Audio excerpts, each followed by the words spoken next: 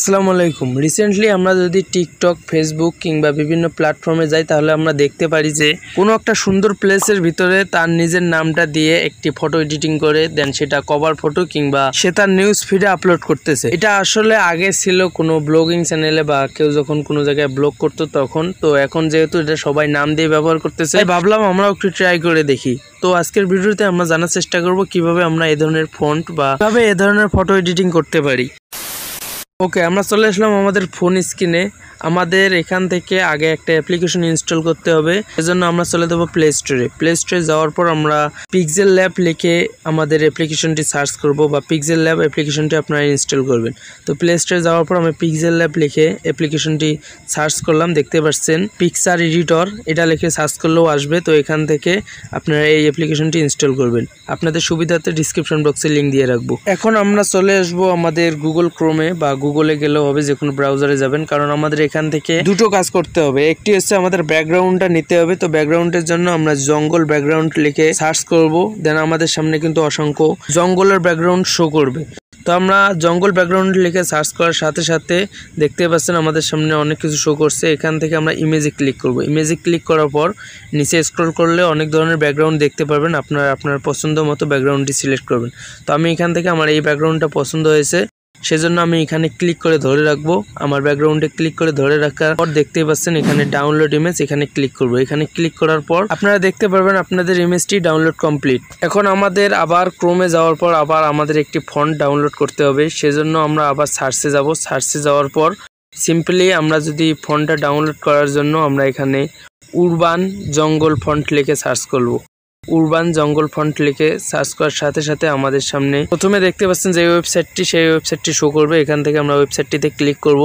Click করার পর আপনারা ডান সাইডে দেখতেই পাচ্ছেন ডাউনলোড অপশন আছে, এখান থেকে আমরা এটাকে ডাউনলোড করে নেব। ডাউনলোড হতে বেশিক্ষণ সময় লাগবে না, 5 থেকে 7 সেকেন্ড সময় লাগতে পারে। তো ডাউনলোড হওয়ার পর আমরা চলে যাব আমাদের ফাইলে যাওয়ার কারণ হচ্ছে আমাদের জিপ ফাইলটাকে আনজিপ করতে হবে, সেজন্য আমরা চলে যাব আমাদের ফাইলে। তো এখান থেকে আমি সিম্পলি চলে যাচ্ছি আমার ফোনের ফাইলটা ওপেন হওয়ার পর আমাদের যেখানে ডাউনলোড হয়েছে আমার হয়েছে ইন্টারনাল স্টোরেজে। তো আমি এখান থেকে ইন্টারনাল স্টোরেজে যাওয়ার পর এখান থেকে ডাউনলোডে যাওয়ার পর দেখতে পাচ্ছেন সবার নিচে কিন্তু আমার সেই ফন্টটা দেখাচ্ছে। এই ফন্টটাকে আমাকে আর একটা ফাইলে ট্রান্সফার করতে হবে। তো সেজন্য আমি এখান থেকে মুভ করলাম। মুভ করার পর অন্য একটা ফাইলে ট্রান্সফারের জন্য আবার ইন্টারনাল স্টোরেজে যাবো, 3 ডটে ক্লিক করব। এখান থেকে দেখতে পাচ্ছেন নিউ ফোল্ডার, এখানে ক্লিক করব। এখানে নিউ ফোল্ডারে ক্লিক করার পর যে কোনো একটা নাম দিবেন। তো আমি এখান থেকে আমার চ্যানেলের নামটা দিয়ে দিলাম বিডি টেক লিমিটেড।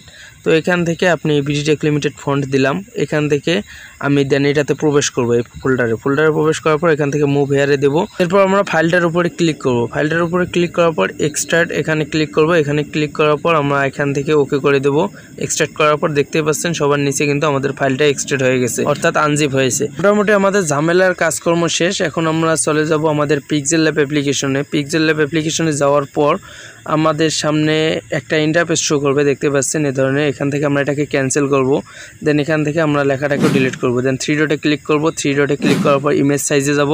ইমেজ সাইজে যাওয়ার পর আমরা এখান থেকে যে কোনো একটি ইমেজ সাইজ সিলেক্ট করে নেব। আপনার যতটুকু সাইজ দরকার ততটুকু করে নেবেন। যাই হোক, ইমেজ সাইজটা পরে আসতেছি। তো এখন আমাদের আগে ফটোটা ইম্পোর্ট করতে হবে, সেজন্য এখানে প্লাস আইকনে ক্লিক করব, দেন ফ্রম গ্যালারি এখানে ক্লিক করব। এখান থেকে আমাদের ওই ফটোটি নিতে হবে যেই ফটোটি আমরা পূর্বে ডাউনলোড করে রেখে দিয়েছিলাম, জঙ্গলের ফটোটি। ব্যাকগ্রাউন্ড হিসেবে আমরা এই ফটোটিকে ব্যবহার করব, সেজন্য আমরা এই ফটোটি নিলাম। দেন আবার ইমেজ সাইজে যাব। ইমেজ সাইজে যাওয়ার পর আমরা এই ব্যাকগ্রাউন্ডটা অনুযায়ী আমাদের ইমেজটাকে সিলেক্ট করব। আমি ইমেজ সাইজ এখানে ওয়েটটাকে রেখেছি 1024 আর হাইটটাকে রাখবো 620। তো এখান থেকে রাখার পর আমি ওকে করে দেব। ওকে করে দেওয়ার পর আমাদের সামনে দেখতেই পাচ্ছেন এটা কিন্তু শো করছে সুন্দরভাবেই। আমরা এটাকে রিসাইজ করে নেব বা আমাদের ইচ্ছে মতো সাইজ অনুযায়ী বসিয়ে নেব।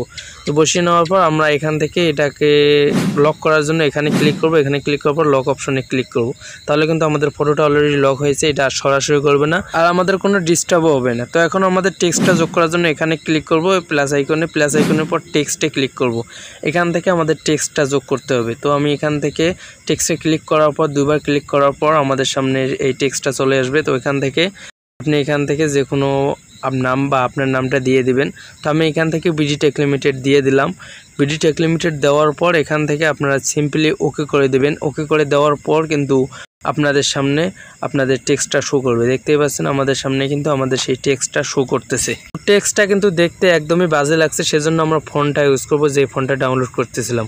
এখান থেকে অবশ্যই আপনাকে এর মতো অপশনটি আছে, এটা এখানে থাকতে হবে। এখানে থাকার পর দেখতেই পাচ্ছেন এখানে ফন্ট লেখা আছে, এই ফন্টে ক্লিক করবেন। ফন্টে ক্লিক করার পর এখান থেকে অনেকগুলো ফন্ট আছে, আপনি সেগুলো ইউজ করতে পারেন, কিন্তু সেই ফন্টগুলো আপনার কাজে দিবে না বা ভালো লাগবে না। সেজন্য আমি এখান থেকে একটা সিম্পল একটা ফন্ট নিলাম। দেখতেই পাচ্ছেন এটা কিন্তু খুব বাজে দেখাচ্ছে, ভালো লাগতেছে না। সেজন্য আমরা যেই ফন্টটা ডাউনলোড করেছি সেজন্য আবার আমরা যাব ফন্টে।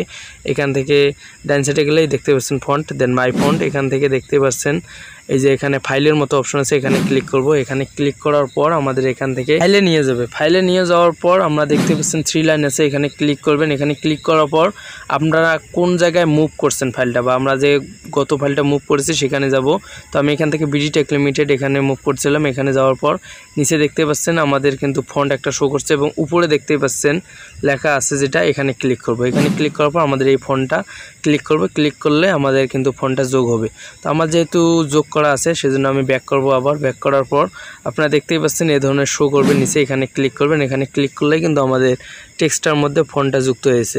দেখতেই পাচ্ছেন খুব সিম্পলি কাজটা কিন্তু কমপ্লিট হয়েছে। এটাকে আপনি বড় ছোটো করে আপনার ইচ্ছা মতো বসিয়ে নিলেই কিন্তু আমাদের কাজ পুরোপুরি কমপ্লিট। তো আমার টেক্সটটা যেহেতু বড় হয়েছে সেজন্য আমি এটাকে কেটে আমার নামটা দিয়ে দিচ্ছি আপনাদের সহজভাবে বোঝানোর জন্য। তো আমার নামটা দিলাম। নামটা দেওয়ার পর আমি এটাকে জুম ইন করলাম। দেখতেই পাচ্ছেন এটা কিন্তু আগের থেকে ভালো লাগতেছে। তো এখান থেকে আমি আমার ইচ্ছে মতো এটাকে বসিয়ে নেব। আপনি চাইলে আপনার ইচ্ছা মতো ছোটো বড়ো করে বসিয়ে নিতে পারেন। আমারটা কিন্তু কমপ্লিট। তো এখন আমাদের এই ফটোটাকে সেভ করব কিভাবে, সেজন্য আমাদের ক্লিক করতে হবে উপরে, ঠিক এইখানে ক্লিক করতে হবে। এখানে ক্লিক করার পর সেভ অ্যাজ ইমেজ এখানে ক্লিক করতে হবে। দেন এখান থেকে দেখতেই পাচ্ছেন আমাদের কাস্টম লেখা আছে, এখানে ক্লিক করব। এখান থেকে আলট্রাতে ক্লিক করব, তাহলে সেভ টু গ্যালারি আছে, এখানে সেভ টু গ্যালারিতে ক্লিক করলে কিন্তু আমাদের ফটোটা সেভ হবে। আলট্রাতে সেভ করার কারণ হচ্ছে আমাদের ফটোর কোয়ালিটিটা অনেক ভালো থাকবে। আমি আশাবাদী আপনারা বুঝতে পেরেছেন। আর আজকের ভিডিওটি এ পর্যন্ত। ভিডিওটি একটু উপকার আসলে লাইক করতে ভুলবেন না। চ্যানেলে নতুন হলে সাবস্ক্রাইব মাস্ট বি।